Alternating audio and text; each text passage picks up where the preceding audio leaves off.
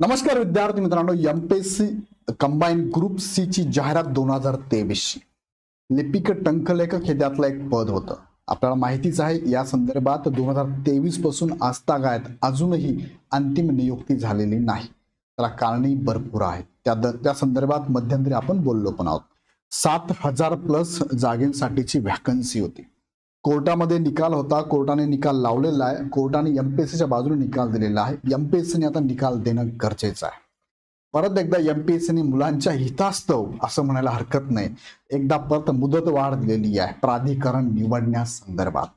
याबद्दल थोडक्यात माहिती या व्हिडिओच्या माध्यमातून समजून घेऊया की प्राधिकरण पसंतीक्रम देण्याची मुदतवाढ का दिली, कुणासाठी व का मुदतवाढ आहे, अंतिम निवड यादी कधी लागणार आहे. बरेच विद्यार्थी म्हणजे असं म्हणूया आपण जवळपास 15,000 विद्यार्थी या शर्यतीमध्ये आहे. 15,000 विद्यार्थी वाट बघत आहे की आमचा निकाल कधी लागणार.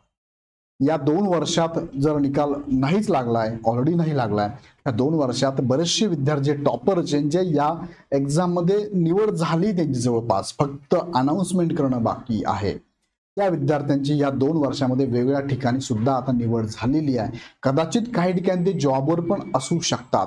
सो या विद्यार्थ्यांमुळे इतर विद्यार्थ्यांचं सुद्धा नुकसान होत आहे. का होत आहे? कारण ह्या विद्यार्थ्यांना तुम्ही जर नियुक्ती लवकर दिली नाही तर पुढच्या एक्झाम त्यांनी दिल्या, पुढच्या एक्झाम मध्ये पण हे टॉपर निघाले आणि हे सिलेक्ट झालेले आहे.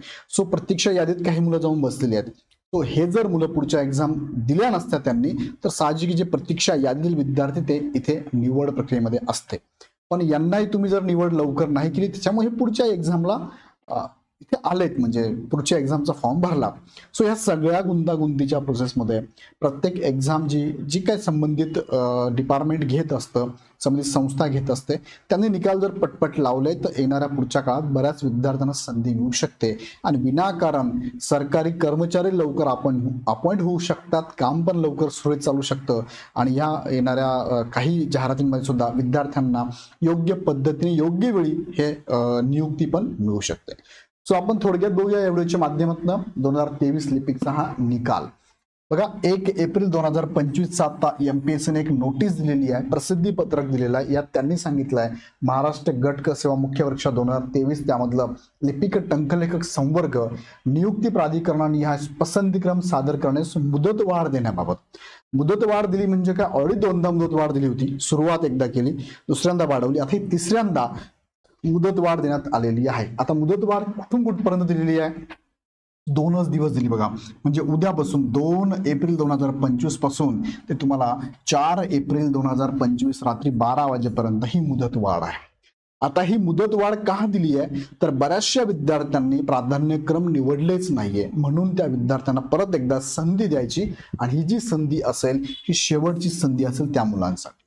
सो प्राधान्यक्रमाबाबत तुम्हाला इश्यू माहिती आहे काय झालेला आहे. काही विद्यार्थ्यांनी प्राधान्यक्रम सगळेच निवडलेले होते, त्या म्हणजे काय म्हणूया आपण त्याला, जे पसंतीक्रम द्यायचे त्यांना, पण प्राधान्यक्रम द्यायचे आहे, पण प्राधिकरण जे आहे ना, प्राधिकरणाबाबतच केस कोर्टात चालू होती.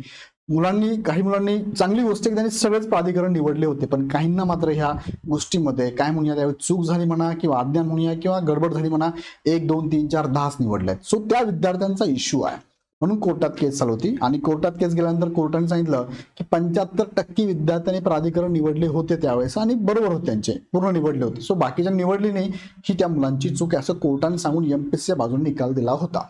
मग आता ही शेवटची संधी आहे. ज्यांनी मी आता या व्हिडिओच्या माध्यमातून सांगतो, तुमच्या ग्रुपला पण सांगा की ज्यांनी अजूनही, ठीक आहे असू देत, कमी असू देत, जास्त असू दे, फार क्वचित असू दे, तरी पण प्राधान्यक्रम द्यावे लागते. त्यांनी इथे क्लिअर कट सांगितलं, तुम्ही जर प्राधान्यक्रम दिलेच नाही तर आम्ही काय करणार आहे, सदर भरती प्रक्रियेतून तुम्हाला वगळण्यात येईल असं त्यांनी सांगितलेलं आहे. सो प्राधान्यक्रम द्यावा लागेल तुम्हाला. इन दॅट केस प्राधान्यक्रम म्हणजेच काय, पसंतीक्रम. तुमचे प्राधिकरण जे काय असेल त्याला पसंतीक्रम द्या. आता यामध्ये जर काही उमेदवार ऑलरेडी कुठे सिलेक्ट झाले असतील, कुठे नियुक्ती मिळाली असेल त्यांना, किंवा नियुक्ती मिळणार आहे त्यांना, हे पद त्यांना नको असेल तर अशा विद्यार्थ्यांनी इथे नो प्रेफरन्स पण द्यायचा आहे असं त्यांनी सांगितलंय. आता ही सगळी प्रोसेस कुठे करायची आहे तर ही सगळी प्रोसेस तुम्हाला बघा, एमपीएससीच्या वेबसाईटला तुम्ही गेल्यानंतर ऑनलाईन फॅसिलिटीमध्ये गेला की तिथे हा ऑप्शन आहे अपॉइंटिंग ऑथॉरिटी प्रेफरन्स, यावरती क्लिक केलं की तुम्हाला तिथे तुमचा ID पासवर्ड टाकून प्रेफरन्स द्यायचे आहे. आता यामध्ये त्यांनी सांगितलंय ज्या ज्या उमेदवारांना वेब लिंकद्वारे उपलब्ध करून देण्यात आलेले आहे, नियुक्ती प्राधिकरणाचा पसंतीक्रम अथवा प्राधान्य नाही असा विकल्प निवडणे अनिवार्य आहे. तुम्हाला जर नंबर द्यायचा, 1 नंबर मला हे प्राधिकरण पाहिजे, 2 नंबर हे, 3 नंबर हे, 4 नंबर हे, 5 नंबर नको असेल तर नो प्रेफरन्स पण टाकणं अनिवार्य आहे. अन्यथा तुमचा विचार तिथे कुठे केला जाणार नाही, हे पण त्यांनी क्लिअर कट सांगितलंय. आणि हे जे नोटिफिकेशन ते 21 फेब्रुवारी 2025च्या नोटिफिकेशन मध्ये सांगितलेलं आहे त्यांनी. त्यावेळेस तुम्हाला 2 मार्च पर्यंत प्राधिकरण निवडण्यासंदर्भात पसंतीक्रम देण्यासाठी त्यांनी मुदतवाढ दिली होती. पण आता परत एकदा ही मुदतवाढ 2 एप्रिल पासून ते 4 एप्रिल असे 2 दिवस, 2, 3, 4 त्याला आपण 3 दिवस म्हणूया, 3 दिवस तुम्हाला ही लिंक परत एकदा ओपन करून दिली आहे. ज्या विद्यार्थ्यांनी प्राधान्यक्रम दिलं नसेल त्यांनी अवश्य द्या, आणि नसेल द्यायचा तर नो प्रेफरन्स ऍटलिस्ट तेवढं तरी टाका. आता हा इश्यू काय झाला माहितीये का, काही विद्यार्थ्यांनी दिलेच नाही, याचा अर्थ असा की त्या विद्यार्थ्यांना कदाचित ही ग्रुप सी ची पोस्ट नको असेल. का नको असेल? कदाचित कुठेतरी सिलेक्ट झालं असेल, कदाचित त्यांचा पुढे अभ्यास करायचा असेल, कदाचित त्यांना ही पोस्ट नको असेल, आवडत नसेल. पण तुम्ही न दिल्यामुळे काय झालं, ही लिंक विनाकारण वाढवण्यात आलेली आहे 2 ते 4. सो ऍटलीस्ट जाऊन तुम्ही नो प्रेफरन्स तरी करून टाका. म्हणजे होईल काय, ही प्रोसेस पुढे एमपीएससी पटकन क्लिअर करेल आणि नियुक्तीसाठीची फायनल यादी लवकरात लवकर लागेल. ओके, आता त्यानंतर त्यांनी हा तिसरा मुद्दा सांगितला बघा. त्यांनी काय सांगितलंय, प्राधिकरणाने ज्या पदांवर निवडीकरिता उमेदवार इच्छुक आहे केवळ त्याच पदाकरिता पसंतीक्रम साधन करावेत. ज्या पदावर निवडीकरिता इच्छुक नाही त्या पदाकरिता नो प्रेफरन्स हा विकल्प निवडावा, असं त्यांनी सांगितलं. डिटेलमध्ये सांगितलं, याच्यावरती डिटेल व्हिडिओ पण मी घेतलेला आहे. आणि तुम्ही हा पसंतीक्रम दिल्यानंतर अत्यंत महत्वाचं असं आहे की तुम्ही तुमची PDF डाउनलोड करून ठेवा. तुमच्याकडे PDF ठेवा, प्रिंटआउट ठेवा, ती डाउनलोड ठेवा करून. आणि काही अडचण तुम्हाला आली ते प्राधिकरण निवडताना तर हे नंबर त्यांनी दिले, ह्या नंबरला तुम्ही कॉल करू शकता किंवा मेल पण करू शकता. support-online@mpsc.gov.in ह्या मेलवरती मेल पण करू शकतात. सो या संदर्भात ही अपडेट आहे. अजून तुम्हाला काही प्रश्न असतील नक्की कमेंटमध्ये टाका. पण मी तुम्हाला सांगतो की तुमच्या मित्रांनाही कळवा. प्राधान्यक्रम द्यायचेच नसेल तर नो टाकून द्या, तिथे द्यायचे असेल तर देऊन टाका. 2-3 दिवस तुम्हाला वेळ दिला, ह्या 3 दिवसात प्रोसेस कंप्लीट करा.